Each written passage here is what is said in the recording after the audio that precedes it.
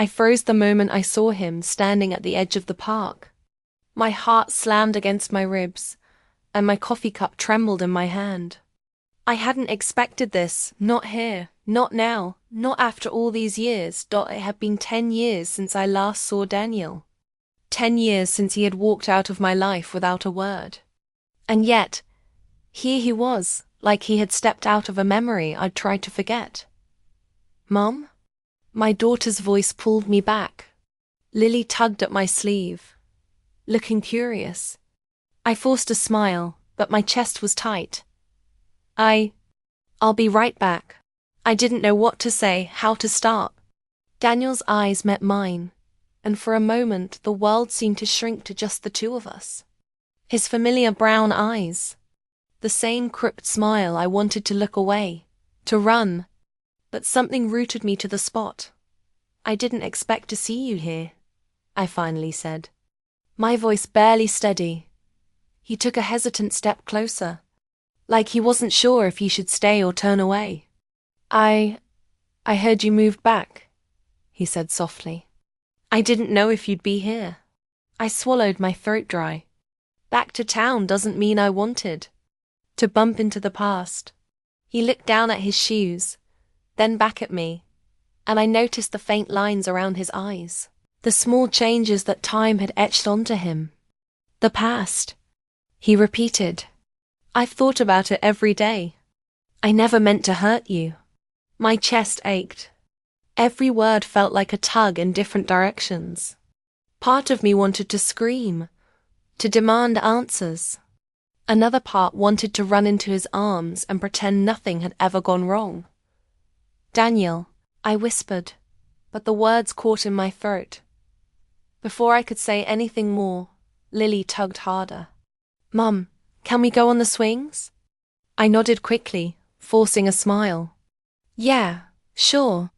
I looked back at him, but he was already walking away, his figure fading toward the street. My heart ached, but I couldn't follow, not yet. I spent the rest of the afternoon distracted, watching Lily laugh and swing higher and higher. But my thoughts kept drifting back to him. Why was he here? Why now? And most importantly, had he really changed? That night I couldn't sleep. I kept picturing his face, the way his eyes searched mine in the park. There was something there, regret, longing, maybe even hope, but I couldn't be sure. The next morning I found a letter slipped under my door. The envelope was plain, but my name was written in his handwriting. My hands shook as I opened it. "I know this is sudden," it began, "but I can't let another day pass without telling you the truth. Meet me at the old bridge by the river at sunset. I need you to hear this from me, not a letter. Daniel." I dropped the letter onto the bed. My heart raced. The old bridge. The bridge where we had shared our first kiss, where we had promised each other forever. Memories flooded me. The laughter, the late-night talks, the stolen glances, the way he had once made me feel like the center of the universe. And then the heartbreak, the sudden goodbye, the silence, the empty days that followed. I couldn't believe he wanted to meet me there. After all these years. Part of me screamed not to go, to protect my heart. Another part, an insistent, desperate part, wanted to see him, to hear his voice, to feel the connection we had lost. I glanced at the clock. Sunset was still hours away, but already my mind was racing. What would I say? What would he say? And most importantly, could I forgive him, even if just a little? Then I heard a knock at the door. My stomach dropped. I wasn't expecting anyone else. I opened the door slowly. A small envelope lay on the welcome mat, sealed and plain. My name was written in the same familiar handwriting. I picked it up, hands trembling, and opened it. Inside was a single photograph. It showed him, smiling, holding a little girl who looked just like Lily. My heart skipped a beat. I dropped the photo. My mind went blank. How? Why? Questions spun faster than I could catch them. And then I realized the truth in a way that made my knees weak. This wasn't just a meeting about old memories. There was a secret he had kept all these years. And I was about to find out what it was. I clutched the photograph, my breath shallow, staring at the door. Sunset couldn't come fast enough. The bridge smelled of damp wood and river mist when I arrived. The sun low and golden across the water. My hands were still shaking from the photograph. I held it tightly, like a lifeline to a past I thought I had buried. Daniel was already there, leaning on the railing, staring at the current. He didn't turn when I approached. For a moment I just watched him older, more worn, but still the same boy who had once made my heart feel like it could burst. "I wasn't sure you'd come," he said quietly. Without looking at me. "I almost didn't," I admitted.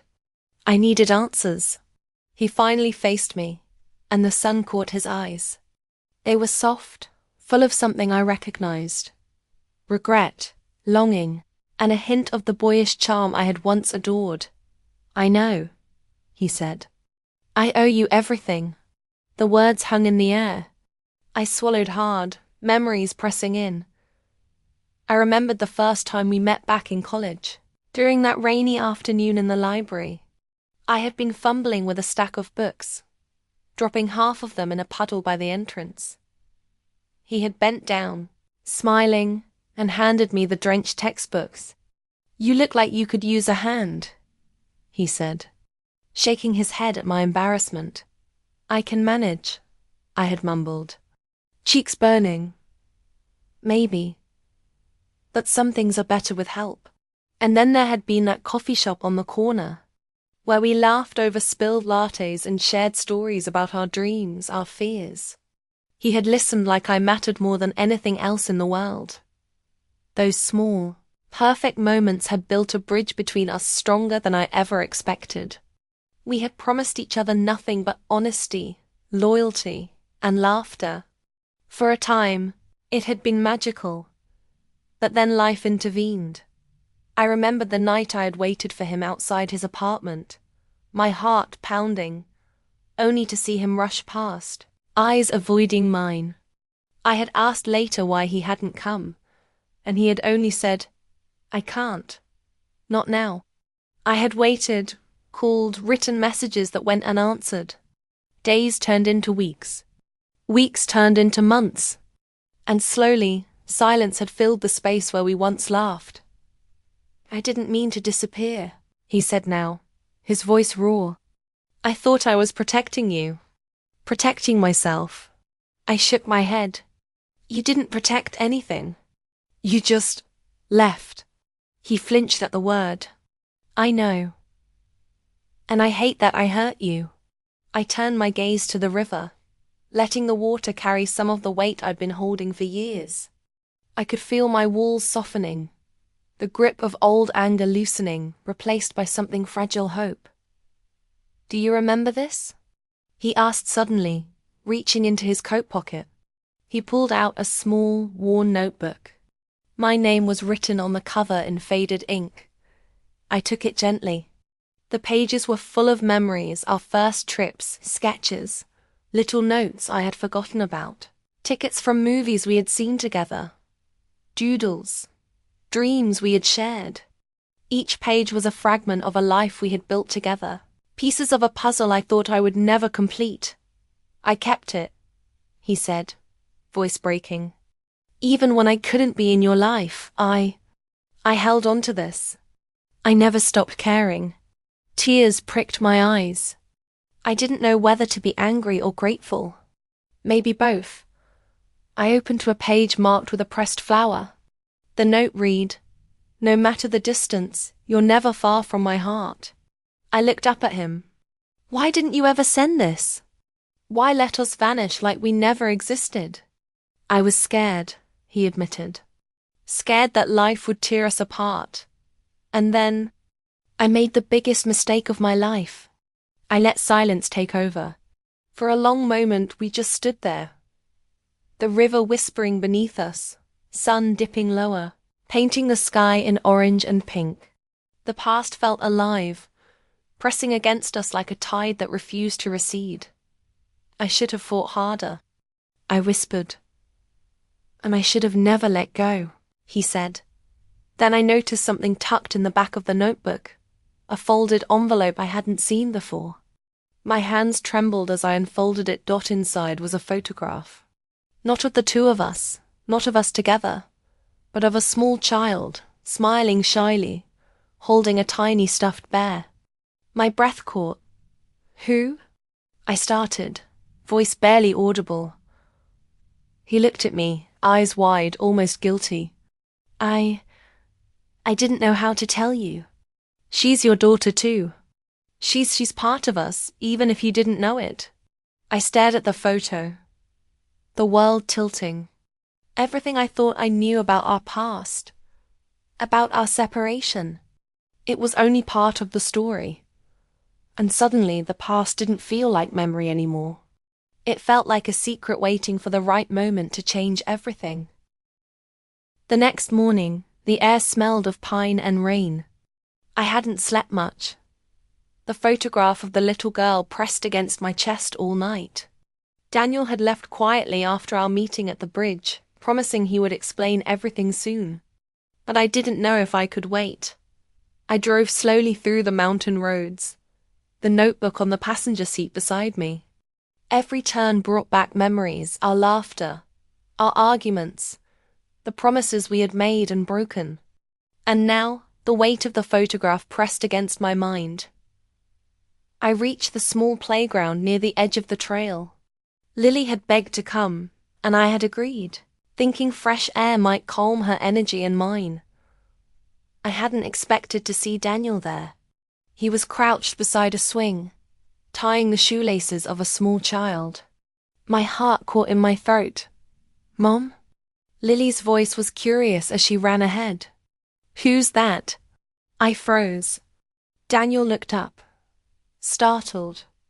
Then his face softened in recognition. The little girl ran toward me, a perfect mix of Daniel's smile and my own features. Hey, he said gently.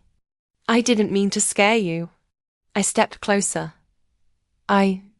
We need to talk. He nodded, but his attention kept flicking to the girl, who was swinging slowly, glancing at us every few seconds. Her tiny hand gripped the rope as if holding on to something bigger than herself. Mom. Lily tugged at my sleeve again. Can I go swing with her? I nodded. Sure. She ran over, and the two girls began swinging side by side. For a moment the world seemed to pause, the sound of laughter, the wind through the pines, the river rushing somewhere close, but out of sight. Daniel turned to me. I didn't know how to tell you, he said quietly. I never wanted to keep her from you, but I didn't know if you'd forgive you. I finished. My voice was soft, almost fragile. Yes, he admitted. And more than that, I didn't know if I could face the truth myself. That she needed both of us, and I couldn't lie anymore. I swallowed. The anger I had carried for years softened into a different kind of tension. A bittersweet mixture of love, fear, and wonder. She's beautiful, I said. And so much like you. He smiled, a little embarrassed, a little proud. She's the best part of both of us. I wanted to tell you earlier, but I needed to make sure it was safe, that she had a life that was steady, and I didn't want to risk losing you again. I looked at him, at the man who had once been my world, and realized I still felt the pull of that connection. A pull stronger than time, stronger than distance. She deserves to know us both, I said softly. She deserves to have both of us here. He nodded, but there was hesitation in his eyes. I want that too, but I don't want to rush anything. I want to do this right. The little girl ran over and tugged at both our hands. Can we go explore the woods? Daniel laughed, a sound that carried years of memories. Of course. He held her hand, and I followed, feeling the tension between us mix with something warmer, something that had always been there. As we walked through the trails, sunlight filtering through the trees, Daniel and I fell into easy conversation, the awkwardness of years apart giving way to a rhythm that felt like home. He told stories of the little girl's first steps, her laughter, the way she asked about me even before she met me. And she wants to know all about her mom, he said, glancing at me with a vulnerability I hadn't expected. I smiled, a lump in my throat. Then she have stories. We reached the clearing overlooking the valley. The girls ran ahead, their laughter echoing in the mountains. Daniel and I stood there, silent for a moment, watching. I've thought about this moment for years, he said finally. I never stopped imagining it, even when I thought it was too late. I looked at him, at the man who had hurt me and loved me all at once. And now it's here, I whispered. He reached out, hesitating, as if asking permission without words. I didn't move, but I didn't pull back either. I don't know what comes next, he admitted. I can't let another day go by without trying. The wind carried our words, soft but undeniable, over the mountains. The girls ran back toward us, hands sticky with dirt and laughter on their lips. And the world seemed impossibly vast and yet perfectly contained in this moment. And then, as we watched them, he said something that made my chest tighten in a way I hadn't expected. I was scared to tell you before, but I think I've always loved you, even when I wasn't brave enough to stay. The words hung in the air, heavier than the sun, warmer than the wind. I wanted to respond, to tell him everything I felt, that the moment was too precious, too fragile. Instead, I nodded, letting the silence speak, letting the mountains witness a truth we had both avoided for too long. And in that silence, I realized something terrifying and wonderful.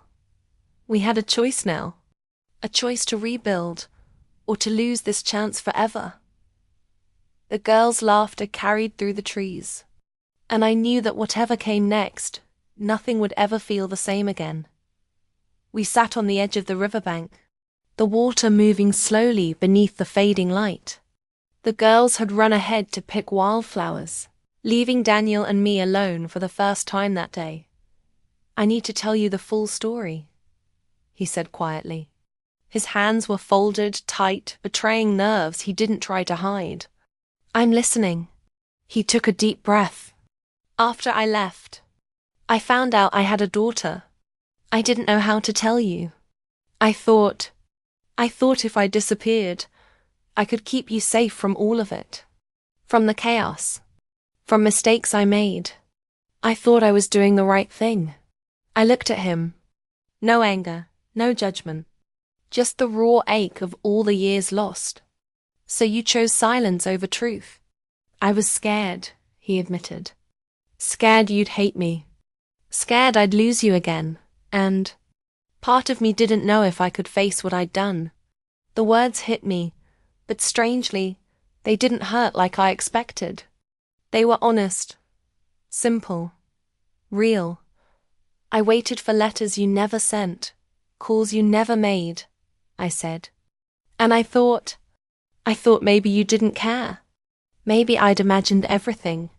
He shook his head slowly. I never stopped caring. Not for a second. I didn't know how to bridge the gap I created. And then I saw her, your daughter, and I knew I had to do it right. I had to make sure she had both of us before I tried to reach you. I let out a slow breath. The river whispered beneath us. The sun dipped low, painting the sky in orange and pink. I could see the truth in his eyes. The years of silence weren't lies. They were fear, mistakes, regret, and love. Why now? I asked. Why tell me everything after all this time? Because I can't wait anymore, he said, voice barely above a whisper.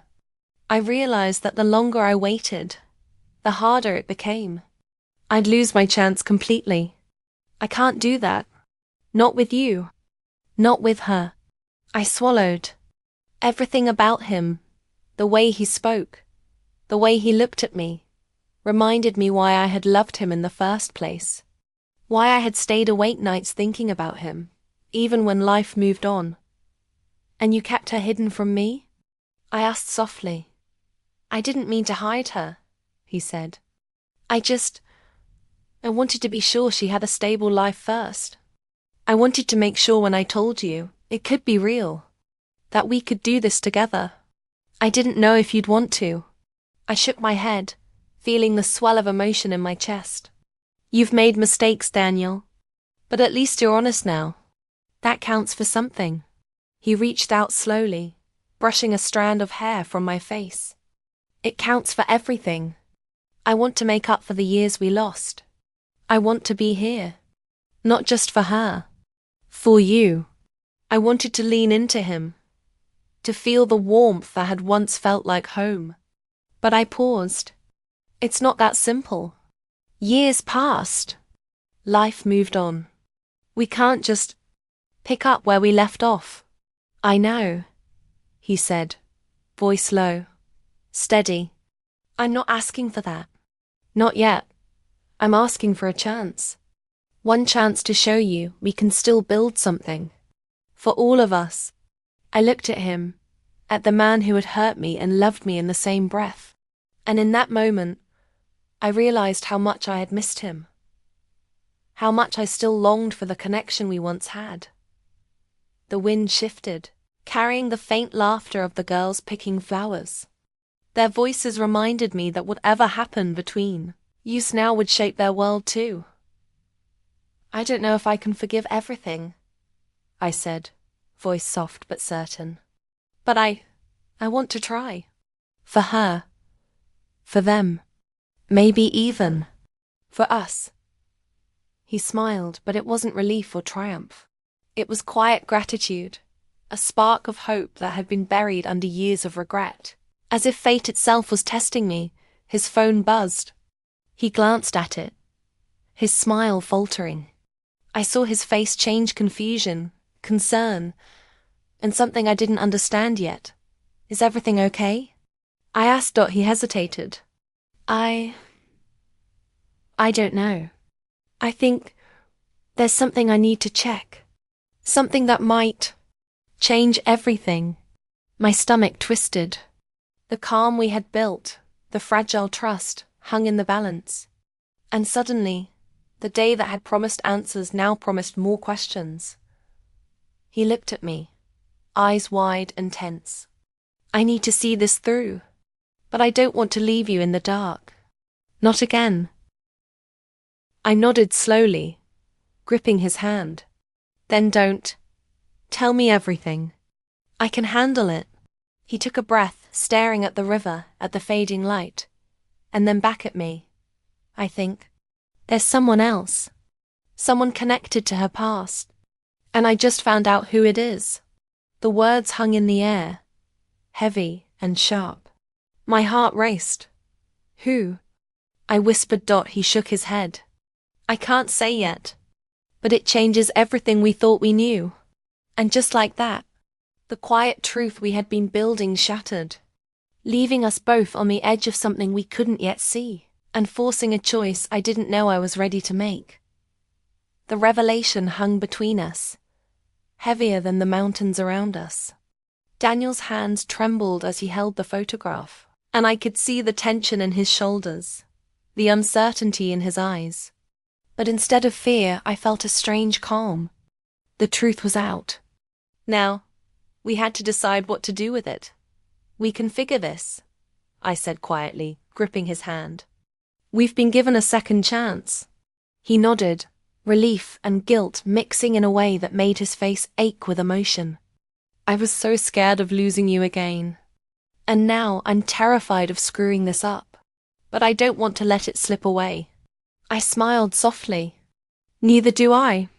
The girls ran ahead, their laughter echoing across the valley. Lily glanced back and waved, and the little girl in his arms mimicked her. It was impossible not to smile at the sight. For the first time in years, The past and the present seemed to meet perfectly, in a place neither of us could have imagined. We walked together toward the river, letting the water rush beneath our feet. The air smelled of pine and wildflowers, of earth warmed by the sun, and I felt the tension of all the lost years begin to dissolve. "I need to show you something," Daniel said, reaching into his coat pocket. He pulled out an envelope, worn and slightly bent. My name was written across it, the same handwriting I recognized from the photograph. "What is it?" I asked, curiosity and caution warring inside me. "Open it," he said. "It's from the day I left. I never gave it to you." I unfolded the letter carefully. The paper smelled faintly of cedar and old ink. The words were simple, honest, raw. "I don't know what tomorrow brings. I don't know if I'll be brave enough to stay. But I need you to know this. I love you. Always. Even if life pulls us apart. Even if time takes us away from each other, my heart will never stop finding yours." Tears pricked my eyes. His words had traveled through the years, untouched by time, waiting for the right moment. "I never knew," I whispered, looking up at him. "You kept this all these years?" He nodded, his eyes glistening. "I was too afraid. I thought if I gave it to you then, it wouldn't be enough. But now, I want you to have it. I want everything to start here, with honesty and love, no matter how late it is." I folded the letter, pressing it to my chest. It felt like a bridge from the past to the present, a symbol that even lost time could be reclaimed. The little girls ran up to us, carrying bouquets of wildflowers they had picked along the trail. Lily handed one to Daniel, who smiled and took it gently. The little girl pressed a smaller bunch into my hands. "They made them for us," I said, laughing softly. "For you and me." Daniel took a deep breath and looked at me, really looked at me, in a way that made my chest ache. "I want to be part of this, our life, our family, all of it. If you'll let me." I hesitated for a heartbeat, thinking about the years, the silence, the uncertainty. And then I realized something. The past had brought us here, and the present was waiting for us to step forward. "Yes," I said, my voice steady. "Yes, I want that too." He smiled, relief flooding his face. And in that moment, the mountains seemed to echo back our joy, the wind carrying away all the years of regret. We walked back toward the cabin together, hand in hand, the children running ahead. Every step felt like a renewal, a promise, a chance to build something lasting. The sun dipped low, casting gold across the valley, painting everything in warmth and hope. When we reached the porch, Daniel paused. "I want you to know. Even when I was gone, even when I stayed silent, my heart never left you. This letter proves it. I just hope it's not too late." I opened my hand and showed him the folded note. "It's never too late," I said. "Not for love. Not for us." He drew me close, and for the first time in a decade, I felt the full weight of relief, joy, and belonging. The girls ran around us, laughing, carrying the flowers we would press into the pages of our new life. As night fell, the sky turned to deep indigo, dotted with stars. We sat on the porch together, the river whispering below, the mountains standing tall around us. Daniel reached into his pocket and handed me a small pressed flower. "For you," he said softly. "A reminder that even when life separates us, beauty can survive. Love can survive." And we did. I held the flower close to my heart. "We did," I whispered, feeling the truth of it. The girls curled up beside us, tired but happy. And for the first time, everything felt right. The past was no longer a shadow. The mistakes, the silence, the lost years, they all led us here, to this quiet, perfect moment of reunion. I looked at Daniel, at the child in his arms, at Lily, at the stars above. And in that instant, I realized that life had given us more than a second chance. It had given us a story worth holding on to, one we would carry forward together. And as the wind brushed across the porch, carrying the soft scent of pine and flowers, I whispered to no one but the night itself, love always finds its way home.